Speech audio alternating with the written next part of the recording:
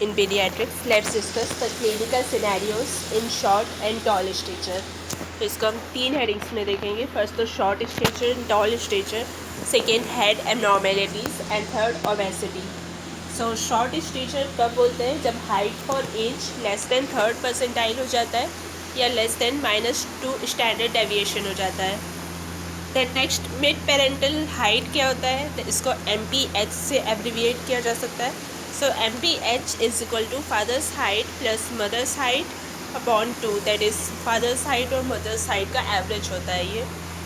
तो ये बॉयज़ में +6.5 सेंटीमीटर कर देते हैं इस एवरेज से, एंड गर्ल्स में -6.5 सेंटीमीटर कर देते हैं. सो ये हमें फैमिलियल कंडीशन ऑफ हाइट बताता है एक तो, और दूसरा ये बताता है हाइट, टारगेट हाइट के कैलकुलेशन करने में हेल्प करता है.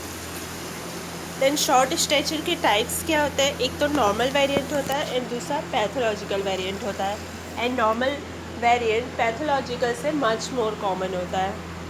सो इसमें हम डिफ्रेंशिएट कैसे करते हैं फिजियोलॉजिकल एंड पैथोलॉजिकल में on the basis of height. तो फिजियोलॉजिकल का कर्व कुछ इस तरीके से दिखता है. जो फर्स्ट वाला कर्व है तो 3rd परसेंटाइल जैसे इसमें हमने मार्क किया है ब्लैक कलर से, एंड वो रेड कलर वाला जो कर्व है वो डिनोट कर रहा है फिजियोलॉजिकल शॉर्ट स्टेचर को. तो इसमें हम देख सकते हैं कि इसमें नॉर्मली ग्रोथ हो रहा है, ग्रोथ की वेलोसिटी बनी हुई है, बस ये नॉर्मल परसेंटाइल से कम है. तो इसमें ग्रोथ वेलोसिटी जो है नॉर्मल होती है फिजियोलॉजिकल में. देन पैथोलॉजिकल कैसा है? दूसरा कर्व जो है उसमें जो कर्व है वो नीचे जाता जा रहा है और उसकी नॉर्मल से जो डिस्टेंस है वो बढ़ते जा रही है.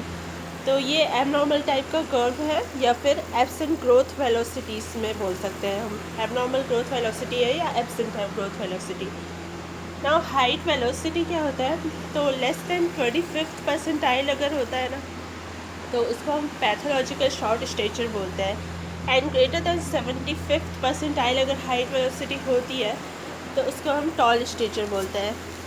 एंड हाइट वेलोसिटी का एक और इम्पॉर्टेंस है कि 25th से लेकर अगर 75th परसेंटाइल तक की हाइट वेलोसिटी रहती है तो वो नॉर्मल ग्रोथ वेलोसिटी कहलाती है, यानी कि इसको नॉर्मल शॉर्ट स्टेचर बोलेंगे. Normal short stature again 2 types का होता है, एक कॉन्स्टिट्यूशनल होता है एंड दूसरा फैमिलियल होता है. सो कॉन्स्टिट्यूशनल वाला कैसा होता है?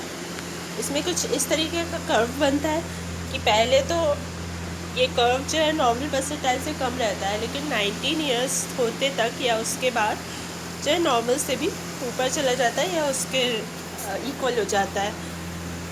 जबकि ये जो फैमिलियल वाला होता है वो 19 ईयर्स में भी उतना ही रहता है, शॉर्ट ही रहता है. जो चाइल्ड रहेगा वो उसकी फाइनल हाइट भी शॉर्ट ही रहेगी नॉर्मल से.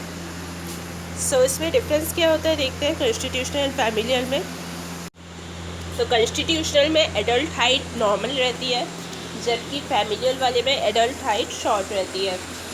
देन कॉन्स्टिट्यूशनल को हम कॉन्स्टिट्यूशनल डिले बोल सकते हैं फाइनली, क्योंकि इसमें हर चीज़ डिले होती है और मेनली ये ग्रोथ एंड प्यूबर्टी के लिए डिले होता है इसमें.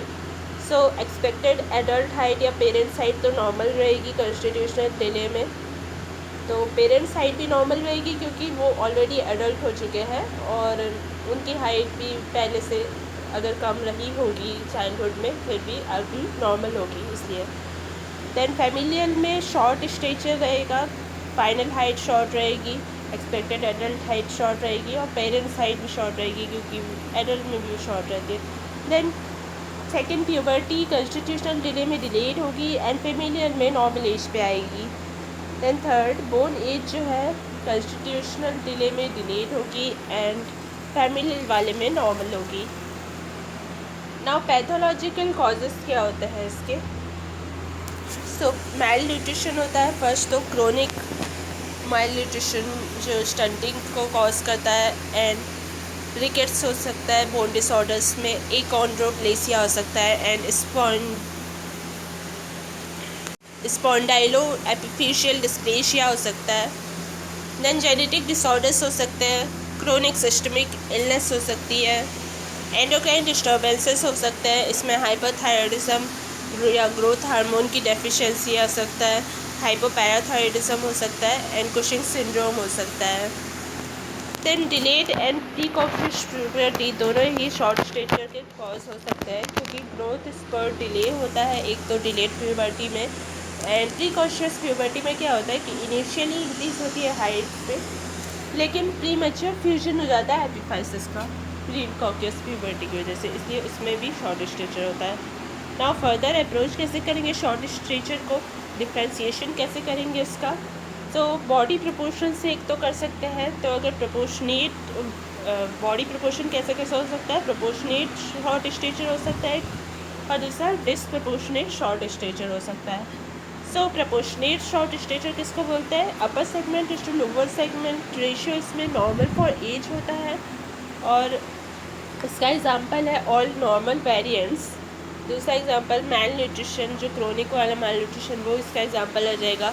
थर्ड क्रोमोसोमल डिसऑर्डर्स, जिसमें डाउन सिंड्रोम इसका एग्जांपल है। एंड फोर्थ एंडोक्राइन डिस्टर्बेंसेस, जिसमें ग्रोथ हार्मोन की डेफिशिएंसी, ये बहुत याद रखने वाली बात है कि एग्ज़ाम में बार बार पूछा जाता है।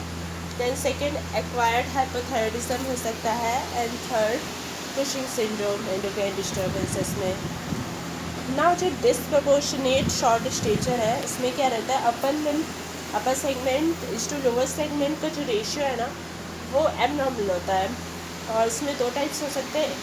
तो दो कंडीशंस इसमें हम इमेजिन भी कर सकते हैं, तो या तो फिर ट्रंक शॉर्ट होगा या तो लिम्ब शॉर्ट होगा, तो इस तरीके का दो कंडीशन होता है। तो शॉर्ट ट्रंक में कौन कौन सी कंडीशन की वजह से होता है, इसके लिए एक निमोनिक याद कर सकते हैं, स्मॉल टीवी या एसएमटीवी कुछ भी। सो इसमें एस से है स्पॉन्डाइलो एपिफिशियल डिस्प्लेशिया, एम से है एमपीएस दैट इज म्यूकोपॉलीसैकेराइडोसिस, टी से है टीबी स्पाइन, एंड बी से है वर्टिब्रल एनोमेलीज। वर्टिब्रल एनोमेलीज में क्या क्या आ जाएगा, example hemivertebra and butterfly vertebra.